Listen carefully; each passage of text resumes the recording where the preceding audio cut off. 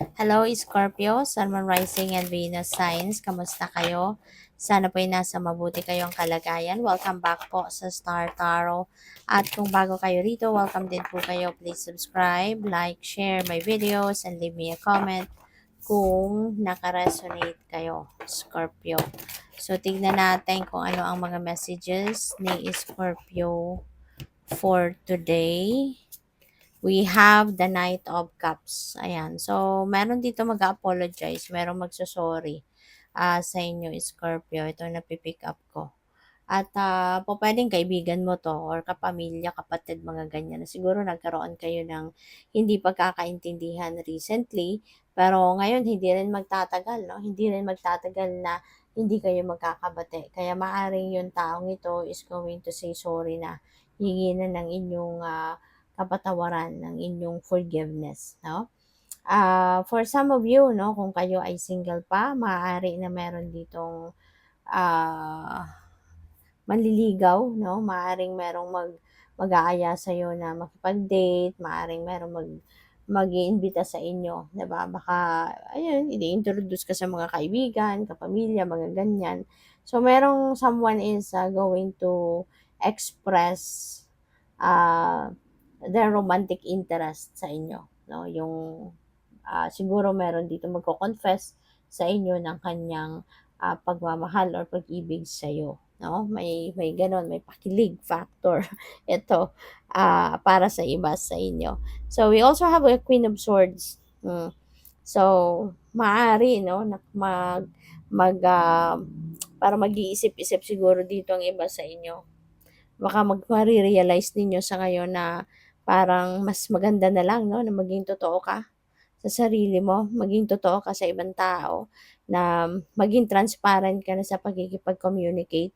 Kasi baka ang iba sa inyo dito in the past, parang, alam mo yun, you're trying to please everyone, you're trying to please someone dito, kaya kumbaga, kung ano yung gusto nilang marinig from you, yun ang sinasabi mo. 'Di ba? Yung mga ganong klase. Kaya siguro, parang,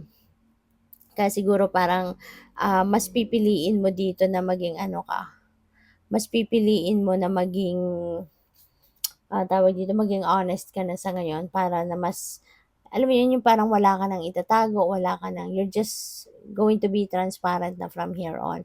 Baka yun ang maiisip mo din sa ngayon na ito na yung better na gawin mo, 'di ba? Kasi para maging komportable ka.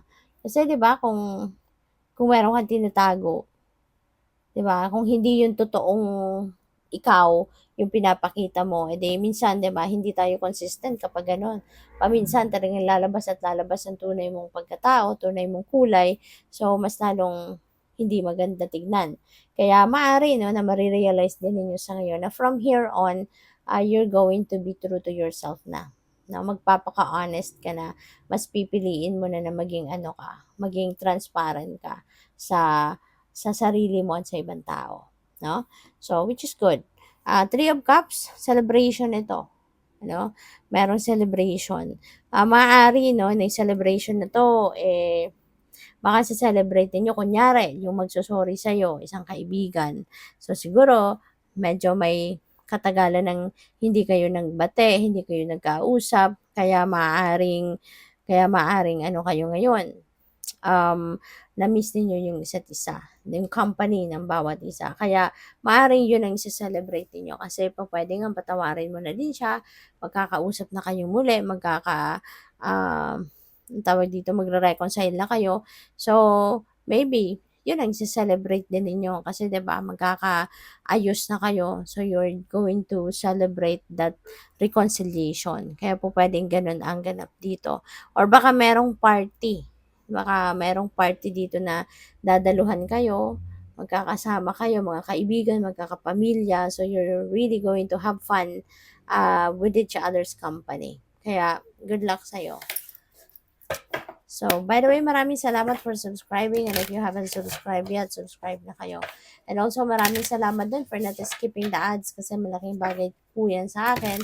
And also, please click the join button sa baba ng video kung gusto po ninyo na mag-join sa membership. Okay? So, work through your fears. Ayan. So, magandang paalala din ito sa inyo na in order for you to succeed, wala nang makapag-ano sa inyo, wala nang makapagpigil sa inyo sa pag-asenso, sa kung ano man yung gusto mong ma-achieve, ma-achieve mo na kung wala ka talagang takot ng nararamdaman. Kasi kung may takot kang nararamdaman, walang action na mangyayari. Kasi every time na mag-iisip ka siguro na magte-take action ka na, kung ano man ang mga pangarap mo, ano man ang mga goals mo, 'di ba? Gagawan mo na ng paraan para ma-achieve mo 'yon. Tapos sisingit yung takot. So, syempre hindi ka didiretso, 'di ba? Kasi nga matatakot ka. So, ang tendency mag-hold back ka, 'di ba? Aatras ka, yung gano'n. Kaya mas maganda, 'no, kung gusto mo talaga na umalagwa ka na ng bonggang-bongga, kung gusto mo talaga na maging successful ka na, anuhin mo na, ayusin mo na yung mga nararamdaman mo, ne, 'di ba? Ayusin mo na yung takot na nararamdaman mo. Let go mo na 'yan at palitan mo na 'yan ng determination, palitan mo ng, palitan mo ng determination, palitan mo ng palitan mo ng, tawag dito, palitan mo ng tiwala sa sarili, 'di ba? At, kondisyonin mo yung sarili mo na kaya mo lahat. You are equipped, no, with whatever it is that you need, to carry out your dreams, your goals, 'di ba? Your heart's desires. Lahat tayo equipped tayo, no, ng talents, skills, and gifts. Equipped tayo ng courage and inner strength. Kaya lang ang iba sa inyo, yun nga, imbes na maging matibay ang loob, maging matapang, maging matatag, mas pinipili, no, ang matakot. No? So, it's really your choice. It's really your decision. So, it's all up to you, 'di ba? Kung ano yung pipiliin mong path. But, yeah, ang advice sa inyo dito, work through your fears para na matanggal mo na yan sa buhay mo, sa sarili mo. Okay? So, believe in the impossible. Magtiwala ka sa imposible. 'Di ba? Kasi lahat ng imposible sa tingin mo, sa akala mo, 'pag inalay mong lahat 'yan sa Panginoon, then everything will be possible.